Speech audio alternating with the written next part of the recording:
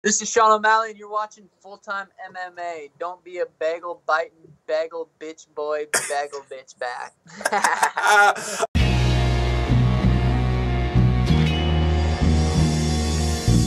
Back to the daily grind, and shout out to the full-time patrons. Make sure to hit subscribe if you're new and hit thumbs up if you're not a baby back bagel biting bitch boy, because you know what time it is. It's full time MMA.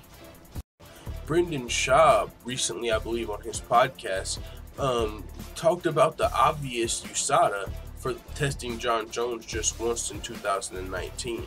And you know, Brendan Schaub is a comedian, so you know the headline says rips, and that's where I got this article from. That's what it said. But I mean, just kind of listening to Brendan Schaub's podcast and getting to know him from that, a lot of this stuff is also kind of jokes. You know, he says it in comedic fashion. He's literally a stand-up comedian now. So whenever he says, you know, be a little less obvious, there's definitely some truth to it. But hey, all good jokes contain true shit. So with that being said, this is what Brendan Schaub had to say, I believe, on his podcast. Again, I tell you guys this all the time. If you think USADA's organization is the end-all, be-all, and this goody two-shoes of the world when it comes to drug testing, you're fooling yourself. A man who has been notoriously known for failing drug tests gets tested once. I've always been skeptical of USADA, always. He went on to say, you'll see guys like Daniel Cormier, girls like Holly Holm get tested 14, 15 times, and they never fail drug tests. But the people that do fail drug tests, they're only tested once.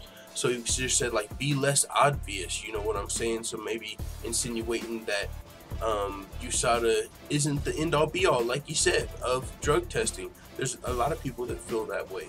I mean, there's been big fighters in the UFC. I believe George St. Pierre on Joe Rogan's podcast said that there's a way to beat USADA. Khabib Nurmagomedov, when in fact celebrating USADA, he was talking about how they're doing a great job of cleaning up the sport, but he said he still believes there's 50% or more of athletes that are using performance enhancers. So yeah, USADA does a great job in some cases, but like Brendan said, they're not the end-all be-all.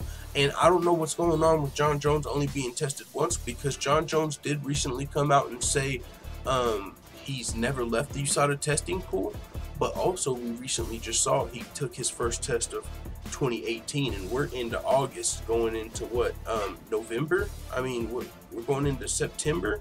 So for Jon Jones to have never left the USADA testing pool and not be tested for 9 months while he's serving a failed drug test, you know what I'm saying? If he's not in the testing pool and he's proving that he's trying to prove he's clean, he should be taking tests, you would think, like every month. Look, motherfuckers, I'm clean, test me.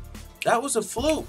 Test me. Test me again, fuck it, test me twice a month. Test me more than DC, just so motherfuckers know what's really good. You know what I'm saying? But he only got tested once this year, so that's a little weird. So Brendan Schaub just saying, hey, be less obvious. So it is what it is, man. Curious to know what you guys have to think about this in the comments. Jon Jones has also been hinting, it seems like, a UFC comeback. He's posting pictures of him training. I mean, talking one shot, one kill, looking like a heavyweight. He's in the USADA testing pool. I mean, there's this weird optimism that Jon Jones could potentially even be headlining UFC 230 as soon as that. And we ain't even got a ruling as if he can fight yet, and we think he's going to be headlining 230. But hey, man, there's good reason to believe it. It would be a huge headliner, and even if Jon Jones doesn't fight at Madison Square Garden this year, Jon Jones has to fight at Madison Square Garden some year. He's from New York. I mean, he's one of the biggest fighters out of the UFC, best fighters of all time, greatest stars from New York. So one of the, if not this year, next year, Jon Jones is going to be headlining Madison Square Garden. But this year, currently, he's suspended. We'll see how that goes. I'll keep you guys updated. With that being said, it is what it is. Let the full-time family know what you think in the comments.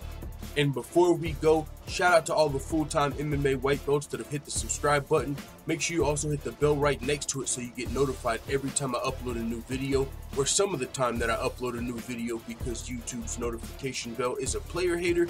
But this is one of the hardest working independent MMA channels on YouTube. We provide daily updates, full fight card breakdowns and predictions. We make MMA fighter freestyles, and we've already interviewed pro fighters Aljamain Sterling, Sean O'Malley, Felony Charles Bennett, and Bruce Lunchmedio in just a little over a year as an MMA channel. We're one of the fastest growing MMA channels on YouTube. So with that being said, if you're interested in more videos like this, check out the Full-Time MMA Dojo over at patreon.com. One of the things you can see while you're over there there are some of the goals of the channel, and also more free videos like this, betting advice, and more. We just launched the full-time MMA store over on teespring.com, and we've got some limited edition gear in order to celebrate that. We've got some day one Fook the Other Side shirts that are only available for a limited time. Also, you got leggings, phone cases, Don't Be a Bagel Biter, coffee mugs, and more. With that being said, you can check the links out in the description if you want to check out the Full-Time MMA Dojo or the Full-Time MMA store on Teespring. I apologize about the long outro, but a closed mouth don't get fed, so respect. Let the Full-Time family know what you think in the comments. I'm out. Da da da da da. It's the motherfucking D-O-double-G.